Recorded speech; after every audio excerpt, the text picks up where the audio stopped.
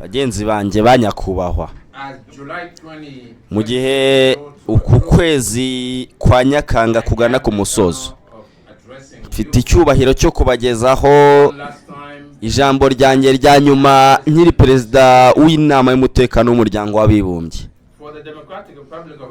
Ku bwa Repubulika ya Demokarasi ya Kongo, guhabwa izi nshingano byabaye icyubahiro gikomeye ndetse n'inshingano ziremereye. Mu rwego mpuzamahanga rurangwa n'ubwiyongere bw'ibibazo by'uburemere bw'imbogamizi z'umuryango w'abibumbye uhura nazo, twakoze ibishoboka byose twicishije bugufi, tudafata uruhande kandi twubahiriza inshingano zacu kugira ngo duteze imbere ibiganiro, dushaka ibitekerezo bihurira ndetse tunatume ibikorwa by'inama y'umuryango bihoraho bihuye n'intego y'amahame bikubiye mu masezerano shingiro y'umuryango w'abibumbye. Mbere yo kugaruka mu bikorwa by'ingenzi byaranze ubuyobozi, intego yacu nigeze ihinduka, yari ugutanga umusanzu twicishije bugufi mu guhuza ibitandukanye ibihugu, gushyira imbere ibisubizo bya politike no kongera gushimangira ko ubufatanye mpuzamahanga bukomeza kuba igikoresho cyacu cy'ingenzi mu kubungabunga amahoro n'umutekano. Mbere yo kugaruka ku bikorwa by'ingenzi byaranze ubuyobozi bwacu, ndifuza gufata uyu mwanya ngashimira byimazeyo Perezida wa Repubulika Iharanira Demokarasi ya Kongo Nyakubahwa Felix Antoine Tshisekedi Tshilombo na Minisitiri w'Intebe wa Repubulika Iharanira Demokarasi ya Kongo Nyakubahwa Judith Minwa Tuluka hamwe na guverinoma yose ku bwitange bagaragaje mu gushimangira ubushobozi bwa misi ihoraho ya Repubulika ya Demokarasi ya Kongo umuryango w'abibumbye. Izo mbaraga ntizari kugerwaho hatabaye inkunga idahwema ya Minisitiri wa Leta ushinzwe ububanyi n'amahanga Nyakubahwa Teresa Kayikwama Wagner, wakomeje gukurikirana no gushyigikira ibikorwa byacu New York. Nk'uko nabivuze, ubuyobozi bwa Repubulika ya Demokarasi ya Kongo muri uku kwezi bwaranzwe n'ibihe by'ingenzi. Ku wa 8 Nyakanga, Nyakubahwa Judith Minwa Tuluka, Minisitiri w'Intebe wa Repubulika ya Demokarasi ya Kongo, yayoboye impaka zo ku rwego rwo hejuru zafunguriwe bose ku nsanganyamatsiko igira iti gushyira mu bikorwa isezerano ry'amategeko mpuzamahanga ku barokotse ihohoterwa rishingiye ku gitsina rikorwa mu bihe by'intambara. Izi mpaka zagaragaje ko ihohoterwa rishingiye ku gitsina riri mu bibazo by'ingenzi bireba amahoro n'umutekano. Nta mahoro arambye ashobora kubaho hatarinzwe abahohotewe, hatabayeho uburyo bwo kubona ubuvugizi n'ubutabera, indishyi zikwiriye ndetse no kurwanya byimazeyo umuco wo kudahana abakora ibi byaha. Kuri 13 Nyakanga, Nyakubahwa Teresa Kayikwamba Wagner, Minisitiri wa Leta ushinzwe ububanyi n'amahanga, ubutwererane mpuzamahanga, Francophonie y'Abanyekongo baba mu mahanga, yayobowe inama yo ku rwego rwo hejuru yabaye hakurikijwe uburyo bwa Aria Forma, yari igamije gusuzumira hamwe icyuho kiri mu mategeko agenga umutungo kamere n'uruhare rwawo mu kubungabunga amahoro. Inama yatangije urugendo rw'ibiganiro no guteza imbere mu buryo Repubulika ya Demokarasi ya Kongo yifuza gukomeza mu gihe kirekire kugira ngo imiyoborere y'umutungo kamere utazongera kubura uburyo bwo guhanga no gushya n'ingaruka z'amakimbirane, ahubwo ibe igikoresho cyo kuyarinda mbere y'uko aba mu nyungu z'amahoro. Ibiganiro byakomeje gusuzumwa ku buryo bwimbitse ku mpaka rusange zo ku rwego rwo hejuru zabaye kwa 22 Nyakanga, ziyobowe na Minisitiri wa Leta mu izina rya Perezida w'Iharanira Demokarasi ya Kongo Nyakubahwa Felix Antoine Tshisekedi Tshilombo, utabashije kwitabira iyo nama ari nawe nongeye kuzirikana mu cyubahiro gikomeye.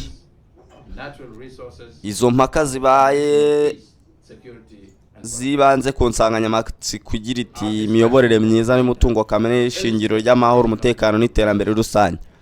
Ibiganiro byacu byemeje kwicukurwa n'icuruzwa ry'umutungo kamere n'ibikorwa bishobora gutera inkunga imitwe yitwaje intwaro, kugabanya ubushobozi bwa leta no gukomeza amakimbirane. Byongeye kandi byagaragaje akamaro ko kubahiriza uburenganzira busesuye bw'igihugu ku mutungo kamere wabyo, gushyiraho uburyo bwo gukurikirana inkomoko y'umutungo no kubahiriza amahame ya due diligence hagati y'abafatanyabikorwa bagize uruhererekane rw'agaciro k'uwo mutungo. Ku rundi ruhande, impaka rusange zo gukemura amakimbirane mu mahoro no ku kibazo cy'uburasirazuba bwo hagati zongeye gushimangira ko hakwiye gushyirwa imbere inzira ya diplomasi, ubuhuza ndetse no kubahiriza amategeko mpuzamahanga.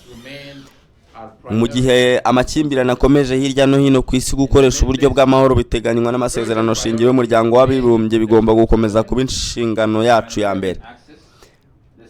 Ku bijyanye n'umurasirazuba bwo hagati, byihutirwa bikomeje kuba kurinda abasivile, kohereza ibikorwa by'ubutabazi bwihutirwa no guhagarika imirwano no gushaka umuti wa politiki urambye.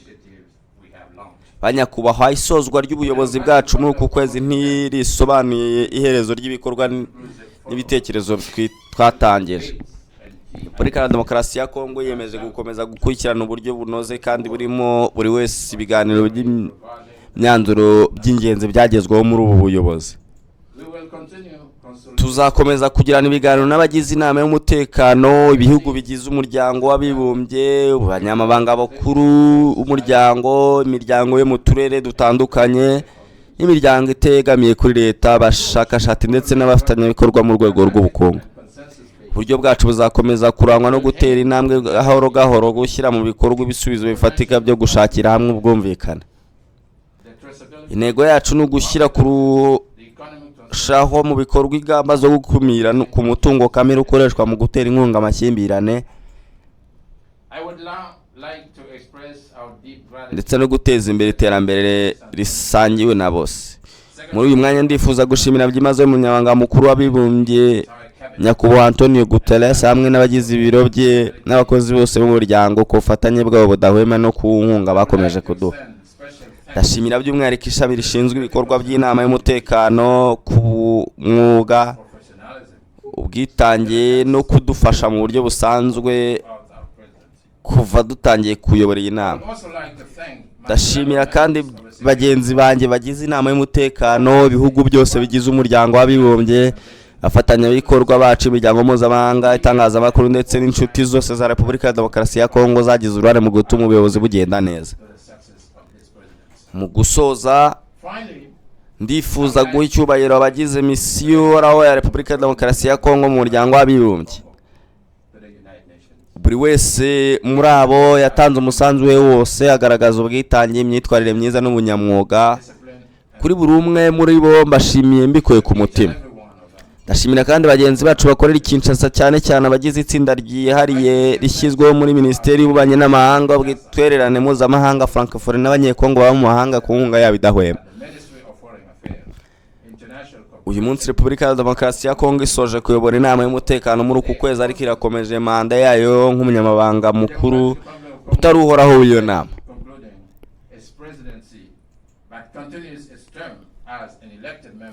Nzakomeza gukora bishoboka kugira ngo dusoze neza iyi manda. Umutekano n'ubufatanye mpuzamahanga kugira ngo birusheho kugira ubutabera no gutanga umusaruro. Nubwo umuyobozi wacu muri uku kwezi burangiye, ubushake n'ubwitange bwacu ntibizahagarara. Repubulika Iharanira Demokarasi ya Kongo izakomeza gukorana umwete n'abandi mu nama y'umutekano mu guteza imbere icyubahiro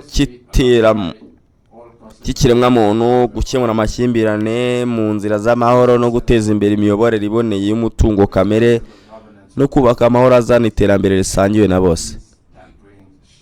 Murakoze.